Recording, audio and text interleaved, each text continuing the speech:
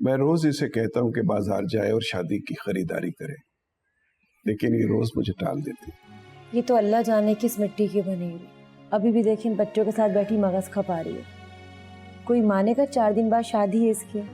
इसकी माँ तो है नहीं, बस आपसे गुजारिश करनी। बेझिझक गई है, सहर मेरी बेटियों की तरह है। ये कुछ पैसे हैं, ये रख लीजिए और इसे बाजार ले जाइए और शादी की खरीदारी करवा दीजिए, और जो भी जरूरी लवाजमात हैं वो खरीदवा दें। मजीद पैसों की जरूरत पड़े तो मुझे बता दीजिएगा। आपसे इसलिए कह रहा हूं कि ये तो मुझसे मांगेगी नहीं। वैसे राज भाई कोई बहुत ही नेक रूह है इसके अंदर। जी, बाकी बातें आप शहर से तय कर लीजिएगा। ला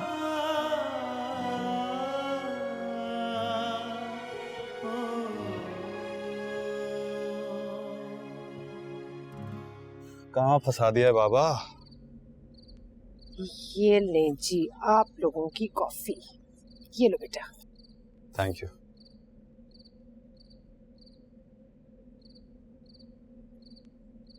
अम्मी। हाँ बेटा बोलो, क्या बात है? मैं और बाबा कल हैदराबाद जा रहे हैं सहर की शादी में, बताइए ना बाबा। क्या ये क्या कह रहा है वकार अहमद? हाँ, वो भतीजी की शादी है, जाना तो बनता है। और क्या, बिल्कुल बनता। भाभी जान को पता चल गया ना तो आसमान सर पे उठा लेगी। और वैसे भी इफ्तिखार भाई भी मुल्क से बाहर गए, आप दोनों भी चले जाएंगे तो हम अकेली औरतें घर में क्या करेंगी? बड़े मान से बुलाया मेरे भाई ने, और मैं उससे वादा भी कर। और अम्मी वैसे भी एक रात की तो बात है, सुबह जाएंगे रात तक वापस आ जाएंगे, लेट नाइट सही लेकिन एक ही दिन में वापस आ जाएंगे, जाने देना। तुम क्या करोगे जाके?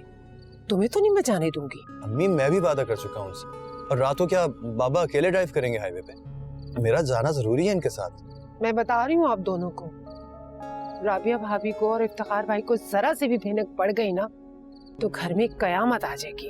उन्हें बताने की जरूरत ही क्या है, चुप कर जाओ। आप दोनों घर से गायब रहेंगे तो जैसे उन्हें पता ही नहीं चलेगा।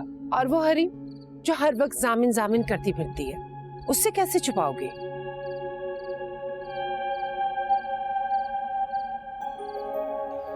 और रशीद कहाँ है भाई? अंदर है? अभी तक चूना नहीं फिकवाया यहाँ है? अरे जरा नाली के करीब ना चूना सारा फिकवा दो।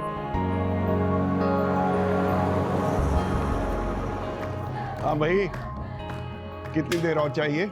जी जा चाचा, बस थोड़ी देर में हो जाए। जल्दी से खत्म करो, मेहमान आने शुरू हो गए। बस जा चाचा। और वो गली में चूना फिकवा देना जरा।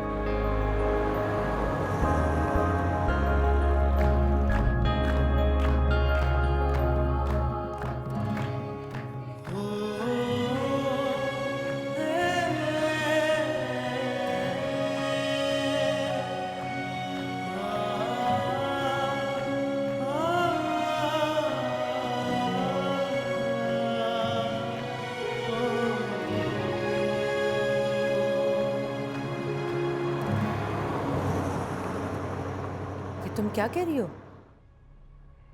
वकार हैदराबाद चला गया और जामिन को भी अपने साथ ले गया?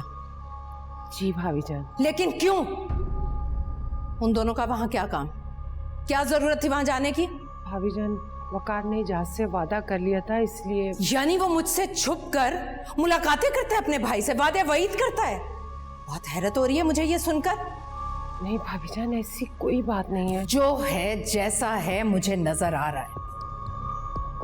मत भूलो तुम लोगों को मैंने अपने घर में रखा हुआ है, और यहाँ रहते हुए मैं तुम लोगों को अपने दुश्मनों से रिश्तेदारी निभाने की इजाजत नहीं दे सकती। भाभी जान, मैं या वकार हमने कभी जहाँ से बात तक नहीं की है, ना ही मैंने कभी टेलीफोन पे बात की। हाँ, लेकिन शादी में शरीक होना नहीं भूलते। भाई के यहाँ जाना तो फर्ज था तुम्हारे शौहर पर, वो ना जाता तो एजाज अहमद की बेटी की शादी ना होती, है ना? भाभी जान, आप मुझसे कसम ले लें, मैंने वकार को मना भी किया था, लेकिन वो। हालांकि वकार को अच्छी तरह से पता है कि किस कदर नफरत है मुझे उस आदमी से। मैं उसका नाम भी अपने घर में नहीं सुनना चाहती। और वो। भाभी जान प्लीज, आप इतना गुस्सा मत करें। अरे पहले तुम लोग ऐसी हरकतें करते हो कि मुझे गुस्सा आए, और फिर कहते हो कि गुस्सा ना करूं।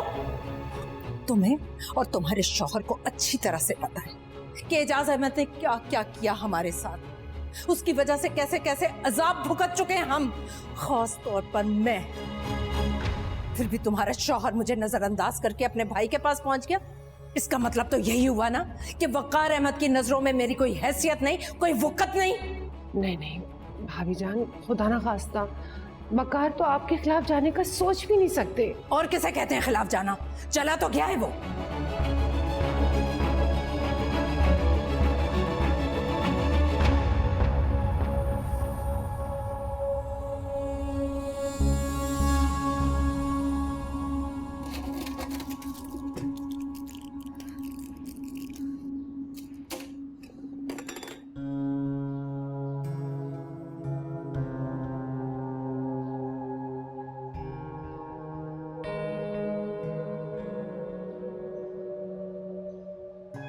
आपको इतना गुस्सा नहीं करना चाहिए मामा। आपको पता है ना आपकी तबीयत खराब हो जाती है।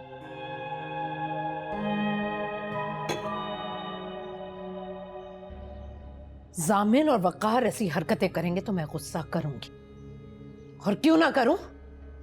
मेरे घर में रहते हैं वो लोग, हमारे बिजनेस से अपनी जिंदगियां चला रहे हैं, और उसके बाद मेल मुलाकातें रखे, वो भी मेरे दुश्मनों से, और मैं चुपचाप तमाशा देखती रहूं? नहीं, ये मुझसे नहीं होगा।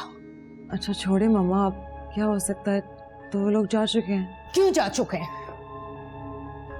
क्या काम है उनका वहां? मुझसे पूछकर, मुझे बताकर भी तो जा सकते थे। मामा जामिन मुझे बता कर गया था। क्या?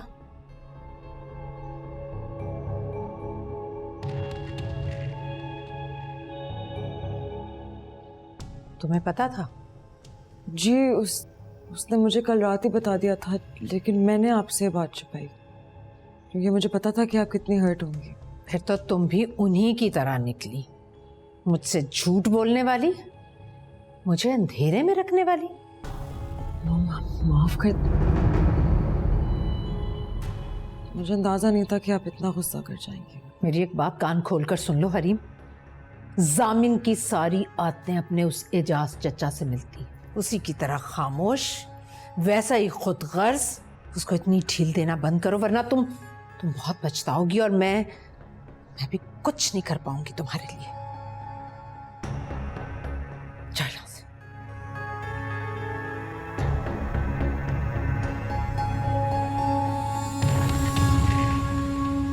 एजाज मेरे भाई, आपने मेरा मान बढ़ा दिया है। मैं बता नहीं सकता आपको देखकर कितनी खुशी हो रही है मुझे भी। जामिन, अरे सामिन बेटा, बहुत बहुत मेरा बच्चा, तुम्हारे आने का बहुत बहुत शुक्रिया बेटा। कैसी बातें कर रहे हैं चाचा, हमने तो आना ही था, शुक्रिया की क्या बात है? क्यों अबू? बिल्कुल, क्यों नहीं। एजाज भाई वो सामान आ गया है, क्रॉकरी आ गई है, रखवाऊं कहाँ? सलीम भाई कहीं भी रखवा दीजिए, मैं अब बहुत थक गया हूँ। या चले मैं आता हूँ। नहीं, आप और अब्बू बैठ के बातें करें, मैं हूं ना, मैं संभाल लूंगा सब। अरे बेटा क्यों इन झमेलों में पड़ोगे तुम? एजाज, जामिन को मैंने सब समझा दिया, ये सारे काम संभाल लेगा। आप बिल्कुल फिक्र नहीं करें, मुझे बताइए सब कुछ कहाँ है, बल्कि मैं इससे पूछ लेता हूँ कहाँ जाना है भाई। आइए जाओ बेटा, आप फिक्र ना अच्छा करें। बेटा, थैंक यू। और मुझे सहर बेटी से सबसे पहले मिला। आइए भाई।